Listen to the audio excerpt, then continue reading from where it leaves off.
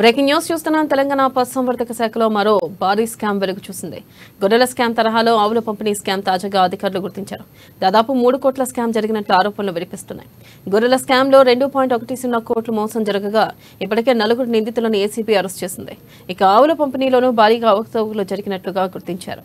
రైతులకు బదులు ఇతర ఖాతాల్లోకి నిధులు జమ అయినట్లుగా తెలుస్తుంది. ఈ మేరకు ఏసీబీ డీజీకి పలువురు బాధితులు ఫిర్యాదు చేశారు. గొర్రెల పంపిణీలో స్కామ్ చేసిన ముఠాని ఆవుల పంపిణీలో నిధులు మళ్లించినట్లుగా అధికారులు గుర్తించారు.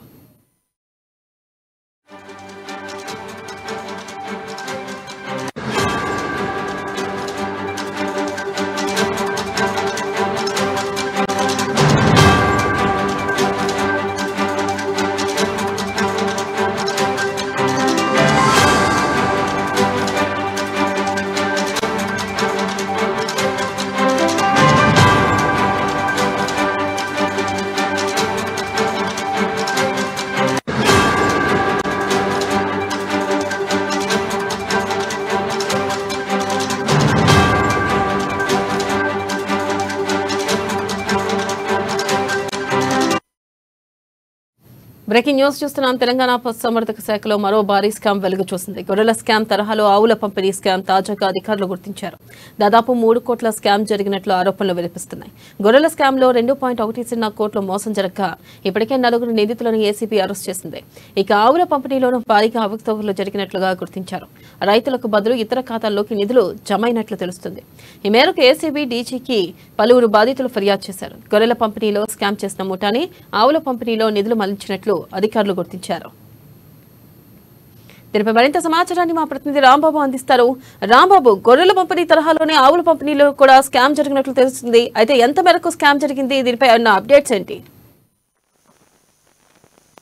వెన్నెల పశుసంవర్ధక శాఖలో రోజుకో స్కామ్ బయటపడతా ఉంది. మొన్న గొర్రెల స్కామ్, ఇలా ఆవుల స్కామ్. రోజుకో స్కామ్ తోటి పశుసంవర్ధక శాఖ ఇటు అధికారులు అయితే ఇప్పటికే కొంతమందిని గొర్రెల స్కామ్ లో ఏసీబీ అధికారులు అయితే రిమాండ్ చేయడం జరిగింది. ఇద్దరు ఆ పరారులో ఉన్నటువంటి సందర్భంలో మరొకసారి కూడా ఈ యొక్క పశుసంవర్ధక శాఖ తెరపైకి రావడం జరిగింది. పశుసంవర్ధక శాఖలో ఆవుల కొనుగోలు జరిగినటువంటి గోల్మాల్కి సంబంధించినటువంటి మొత్తం స్కామ్ అంతా బయటపడింది. మొత్తానికి 3 కోట్ల రూపాయలు నిధులనైతే కాంట్రాక్టర్లు ఇటు పశుసంవర్ధక శాఖ అధికారులు తమ బినామీ ఖాతాలోకి మళ్లించినట్టయితే ఆధారాలు ఇప్పటికే సేకరిస్తా ఉన్నారు.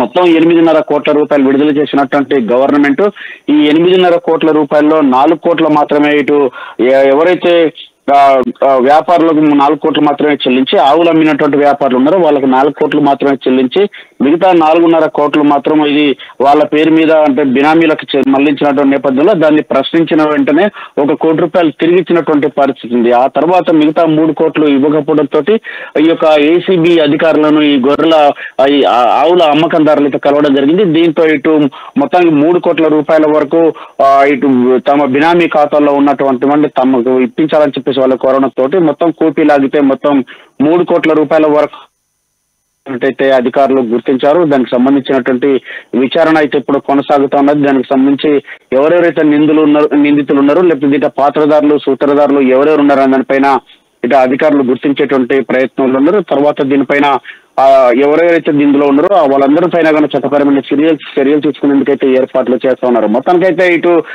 గత బీఆర్ఎస్ సర్కార్ హయాంలో జరిగినటువంటి అవినీతి చిట్టా ఒక్కొక్కటి వస్తా ఉన్నది. ముఖ్యమంత్రి రేవంత్ రెడ్డి అధికారంలోకి రాగానే ముఖ్యమంత్రి బాధ్యతలు చేపట్టగానే వీటికి సంబంధించినటువంటి గత ప్రభుత్వానికి సంబంధించినటువంటి ప్రతి ఒక్క అంశం పైన క్షుణ్ణంగా పరిశీలిస్తా ఉన్నారు. వివిధ విచారణ కమిటీలు వేస్తా ఉన్నారు. విజిలెన్స్ దాడులు జరుగుతున్నాయి. వీటన్నిటినీ ఒక్కొక్క దానిపైన వివరాలు వచ్చినటువంటి నేపథ్యంలో సమాచారం సీఎంఓకు అందుతున్న సమాచారం మేరకు ఆయా శాఖలకు సంబంధించినటువంటి అన్నింటిపైన కూడా ప్రక్షాళన చేస్తా ఉన్నారు. దీంతో ఇటు పశుసంవర్ధక శాఖలో భారీ స్థాయిలో ఆ అవినీతి చోటు చేసుకోవడంతో ఇప్పటికే దానికి సంబంధించినటువంటి ఆనాడు ఉన్నటువంటి మంత్రి తలసాని శ్రీనివాస్ యాదవ్ కు సంబంధించినటువంటి ఓఎస్డీ కళ్యాణ్ పేరు కూడా అందులోకి రావడం చర్చనీయాంశంగా మారింది. ఆ గొర్రెల పంపిణీకి సంబంధించి ఇప్పటికే కీలకంగా 4 అరెస్ట్ చేసిన 2 నిందితులు పరారీలో ఉన్నటువంటి పరిస్థితి. మరొక వైపు ఇటు ఆ కేసు ఇట్లా ముగియక ముందే మరొక కేసు ఈ ఆవులకు కుంభకోణం రావడం అనేది రాష్ట్ర వ్యాప్తంగా అంటే ఈ గతంలో జరిగినటువంటి ప్రజా సంక్షేమ పంపిణీకి సంబంధించినటువంటి పథకాలకు సంబంధించినటువంటి అంశంలో అనేక అవకతవకలు జరిగాయని చెప్పడానికి ఇదే కారణం చెప్పవచ్చు. ఈ యొక్క ఆవుల స్కామ్ సంబంధించినటువంటి కూడా ప్రధానంగా ఎవరెవరు పైన మాత్రం వివరాలు సేకరించేటువంటి పనిలో ప్రభుత్వం ఇటు అధికారులు ఉన్నారు. Vennela. Right, thank you Rambabu.